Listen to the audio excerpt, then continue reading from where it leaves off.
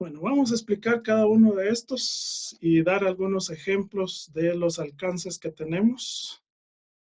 Entre ellos, pues vamos a empezar por lo que es de qué depende que nuestro estudio de inicio como exploratorio o como descriptivo o como correlacional o como explicativo. Esa es una de las tareas más difíciles que hay cuando uno está empezando, más cuando uno no ha revisado lo que se ha escrito sobre el tema que yo pretendo resolver o el problema que pretendo resolver. Ahí se me hace bastante difícil saber el alcance. Entonces, esto nos indica que si nosotros vamos a hacer el alcance después de haber hecho el marco teórico, puede ser que nos hayamos equivocado en establecer el alcance, porque les dije que el alcance se muestra en el objetivo. En el objetivo general, nosotros solo tenemos como 10 verbos que podemos utilizar y nada más. Entre ellos está, por ejemplo, yo puse describir las acciones que deben de realizarse para. Entonces ya me está diciendo que yo estoy utilizando un alcance descriptivo, es decir, solo me voy a dedicar a describir, pero yo no me voy a dedicar solo a describir, voy a hacer una comparación entre variables. Entonces ya cambia, ya es correlacional. Entonces yo puedo hacer ese cambio. Ese cambio hay que hacerlo si es necesario.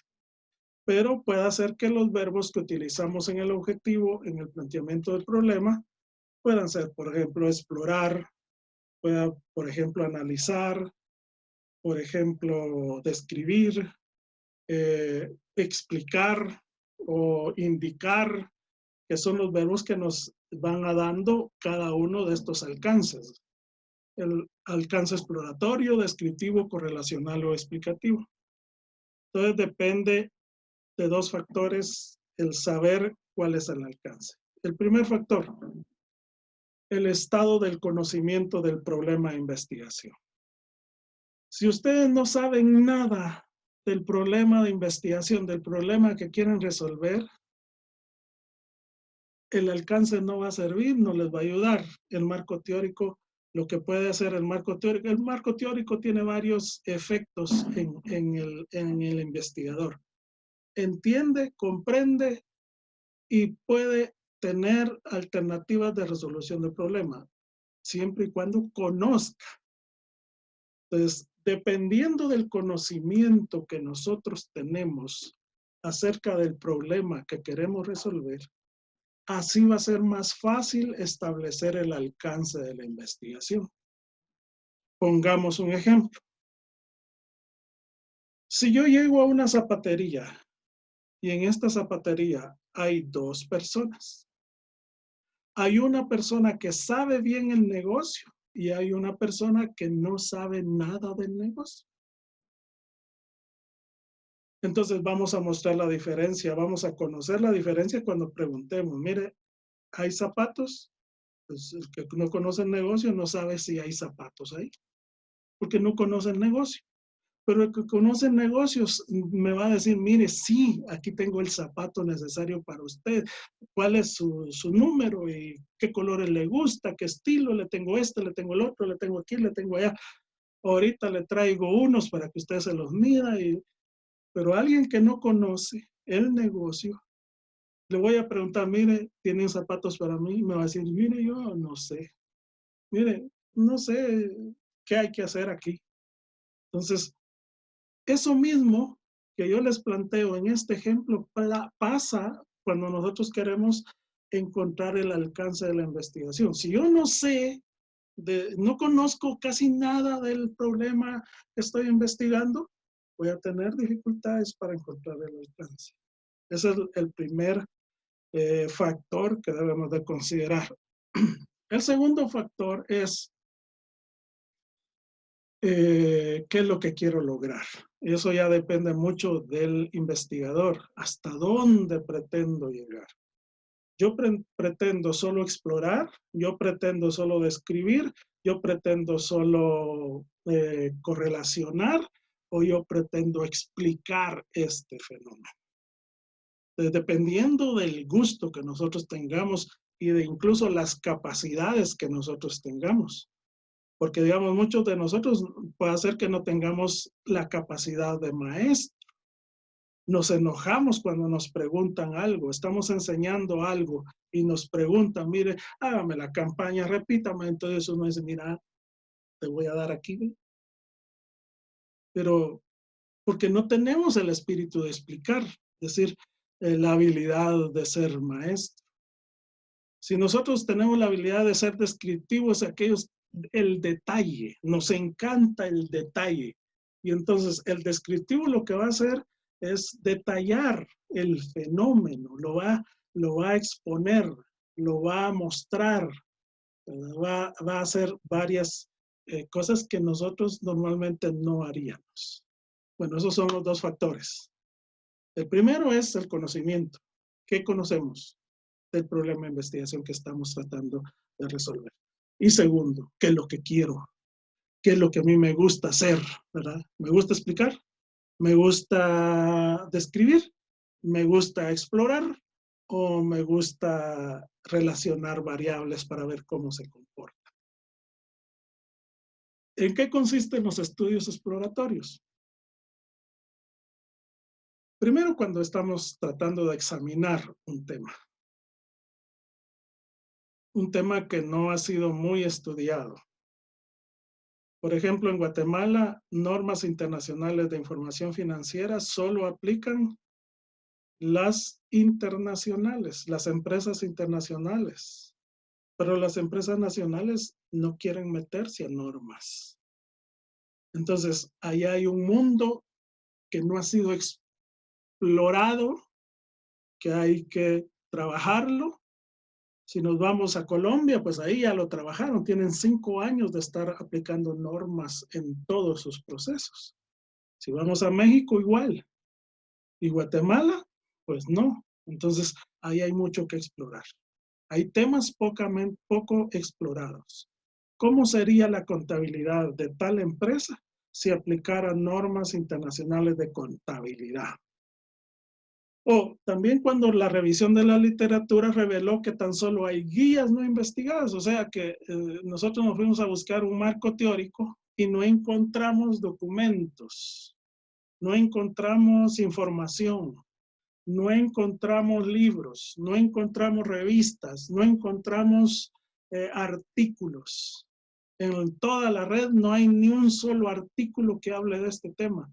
Pues ahí nos damos cuenta que estamos ante un estudio exploratorio. O sea, no vamos a encontrar más información. Entonces, cambiamos nuestro objetivo, ¿verdad? Decíamos explicar el fenómeno. Ahora lo vamos a cambiar a explorar tal cosa. Luego, si queremos indagar sobre temas y áreas de nuevas perspectivas, miren, hay gente que le encanta la investigación y ahora terminó una investigación y va a buscar otra. Espero que alguno de ustedes sea así, pero no hay muchos. Aquel que trabajó un tema, le gustó, luego va a buscar otro tema, le gustó y así va explorando. ¿En qué consisten los estudios exploratorios entonces? Sirven para familiarizarnos con problemas que no se conocen, de los cuales no se sabe o se sabe poco. Obtener información sobre la posibilidad de llevar a cabo una investigación más completa respecto al contexto particular. Identificar conceptos o variables promisorias. Establecer prioridades para investigaciones futuras o proponer afirmaciones y postulados. Miren, la investigación exploratoria es maravillosa, ¿verdad? Meterse a mundos nuevos, a algo nuevo, algo que nunca se ha hecho. Eso es lo más lindo que hay. Luego vamos con unos ejemplos. En el libro ustedes tienen más ejemplos, yo solo saqué uno. En el 2015 se concedió el Premio Nobel de Física al japonés Takaki Kajita y al canadiense Arthur B. McDonald. ¿Qué hicieron ellos? Descubrieron que los neutrinos, unas partículas subatómicas, contaban con masa. Sí, pero ¿y para qué nos va a servir? Este hallazgo podrá cambiar la comprensión del funcionamiento más profundo de la materia e incluso a ser crucial para la revisión actual que se tiene del universo. Sí, pero ¿para qué? Pues podría producirse energía nuclear más avanzada. El problema del ser humano es que pronto se le terminarán las fuentes de la energía. Algunos piensan obtener energía de la luz del sol. Otros, como estos, están pensando en subatómico, en cosas diminutas. Esto es física. Otros están pensando en los volcanes. De repente la magma del volcán se puede sacar energía, etcétera. Hay muchas formas porque todavía nos falta que descubrir mucho. Ok, vamos con los estudios descriptivos. Vean, aquí ¿qué es lo que hace un estudio descriptivo? Dice que busca especificar las propiedades y características. Solo me voy a quedar esas dos palabras. Especificar las propiedades, especificar las características de personas, grupos, comunidades, procesos, objetos, cualquier otro fenómeno que se someta a un análisis. Entonces, ¿qué es lo que hace un estudio descriptivo? Aquel que empieza con el verbo describir las acciones que se deben utilizar para. Entonces, lo que tiene que hacer es especificar las propiedades y las características. Por eso necesitamos que los que hacen estos estudios descriptivos sean muy, muy, muy detallistas, porque van a especificar las propiedades y las características. Es decir, miden o recolectan datos sobre diversos conceptos. O sea, a esto se le llaman variables. Aspectos, dimensiones y componentes del fenómeno que se investiga. En un estudio descriptivo, el investigador selecciona una serie de cuestiones, a cuales le llamamos variables, y después recaba información sobre cada una de ellas para presentar lo que se investiga, o sea, describirlo. Miren qué maravilloso esto. Los que tienen un estudio descriptivo es fenomenal. Veamos un ejemplo así de los que da el libro. Un ejemplo en el sector automotriz de Celaya, Guanajuato, México. Lastimosamente eso no lo podemos poner aquí nosotros, ¿verdad? En Guatemala, el sector automotriz de Guatemala. Ya llegará el momento. ¿Cuáles son las variables que tiene que trabajar? Dice que son propiedades y características. Entonces lo que tiene que hacer, bueno, está en el sector automotriz, ¿cuántas empresas son? ¿Qué productos fabrican? ¿Qué procesos se realizan? ¿Cuántas personas laboran en ellas? ¿Y cuáles son sus cifras de exportación? Ahí es donde ya están siendo detallistas. Van a ir a buscar las variables, van a medirlas, cuántas son, las van a contar. Son tantas fábricas que se dedican a hacer stop, tantas fábricas se dedican a hacer timones, tantas fábricas se dedican a hacer bumper, tantas fábricas se dedican a hacer, no sé, cuestiones de carro. Y luego la otra dice, ¿qué productos fabrican? O sea, en cada empresa esta se dedica a esto, esta otra a esto, y hace un diagrama, hace un cronograma, hace, etcétera. Cualquier cosa hace para poder describir el fenómeno. El investigador no pretende analizar si las empresas con tecnología más automatizadas son las más complejas. Eso no le interesa. Eso ya sería al explicativo o al correlativo, a relacionar tecnología con complejidad. Eso le toca a otro. Ahí hay otro estudio, aunque tengan el mismo tema, solo que el objetivo es distinto. Uno va a describir y otro va a relacionar la tecnología que se utiliza en esas empresas de automotriz en Guanajuato, México, y la complejidad que tiene. Entonces, dos investigadores pueden estar haciendo lo mismo, el mismo tema, pero con diferente perspectiva. Dice, ni decimos si la capacidad de innovación es mayor a las empresas menos centralizadas. No correlaciona la capacidad de innovación con la centralización. Eso lo tiene que hacer otro investigador. ¿En qué consisten los estudios correlacionales?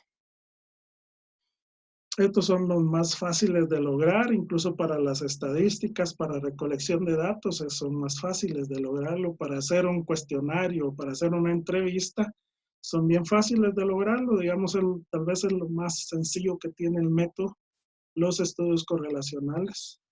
Se emplean o comprenden estudios correlacionales para conocer la relación o grado de asociación entre dos o más conceptos, categorías o variables en determinado contexto.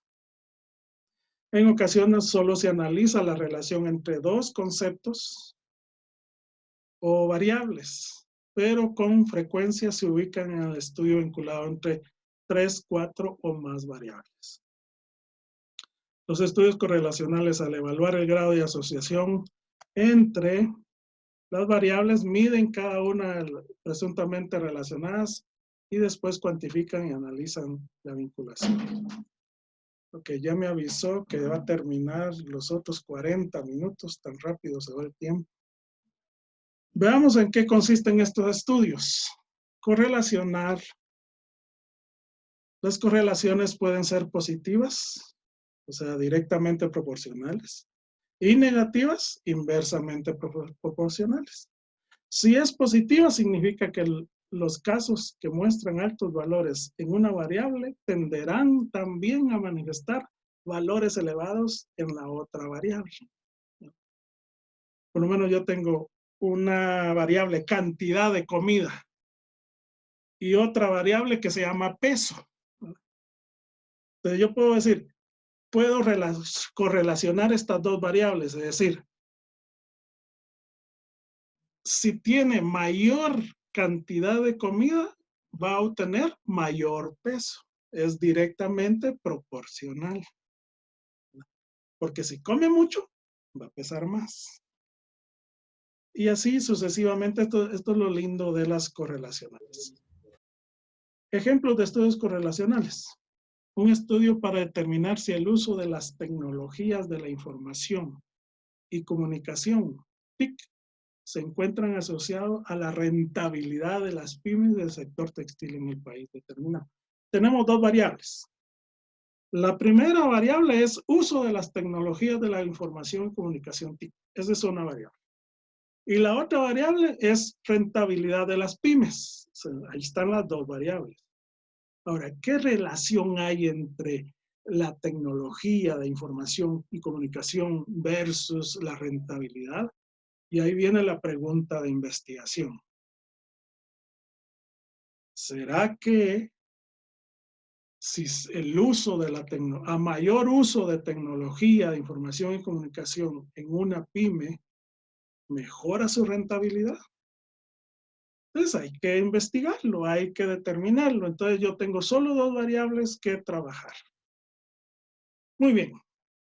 ¿En qué consisten los estudios explicativos para terminar con nuestra clase del día de hoy? Los estudios explicativos son más que la descripción de conceptos o fenómenos o el establecimiento de relaciones entre variables, más bien están diseñados para determinar la causa. Y a estos explicativos se le llaman estudios causales, así se le llama. Como su nombre lo indica, su interés se centra en explicar por qué ocurre un fenómeno, en qué condiciones se manifiesta y por qué se relacionan dos o más variables. Hay una pregunta de investigación. ¿Qué causa el COVID-19? Entonces ahí vamos a ir a investigar el por qué. Son explicativos. Hay que explicar, sí, que es un murciélago que se comen allá en China. Sí, no, es que es un pangolingo el que se comieron. No, es que resulta que un científico se le escapó el virus y se diseminó. O sea, ¿por qué? Son estudios explicativos. Tienen que explicarse las razones del fenómeno. Ejemplos, una investigación sobre cómo un factor genético específico aumenta el riesgo de padecer cierta enfermedad en la edad adulta. Por ejemplo, un gen que disponga o predisponga a la diabetes mellitus tipo 2 o un tipo de cáncer. Son causales. ¿Qué causa la diabetes? Entonces aquí hay que explicar. Es un gen, es algo hereditario. Si tu mamá, tu papá padecieron diabetes, tú también. Ya es una conclusión, ¿verdad? Del estudio. Y así es como van terminando los estudios, en unas conclusiones. Entonces, hablamos de los estudios explicativos, son aquellos causales, y ya vamos a ver adelante que estos estudios explicativos y los correlativos necesariamente deben de llevar una hipótesis. Ok. ¿Una misma investigación puede incluir diferentes alcances? Sí. No necesariamente las 4. Puede empezar con una y terminar con otra. ¿Cuál de las 4 alcances es la mejor? Ninguna. Las 4 son buenas. Ninguna puede decir, no, esta es la mejor, esta es la peor. No, las 4 son buenas. Ahí están las razones en su libro. Y la actividad número 5. La actividad número 5 se relaciona a, que yo les voy a poner ahí, algún planteamiento de un problema y ustedes me van a decir qué clase de alcance debe tener, si es descriptivo, si es correlacional, si es explicativo, si es ¿cómo se llaman estos? Explicativos. Los 4. Exploratorio, descriptivo, correlativo y explicativos. Bien, por aquí llega entonces nuestro tema. Voy a ponerle stop para poder trabajar con ustedes si tienen algunas dudas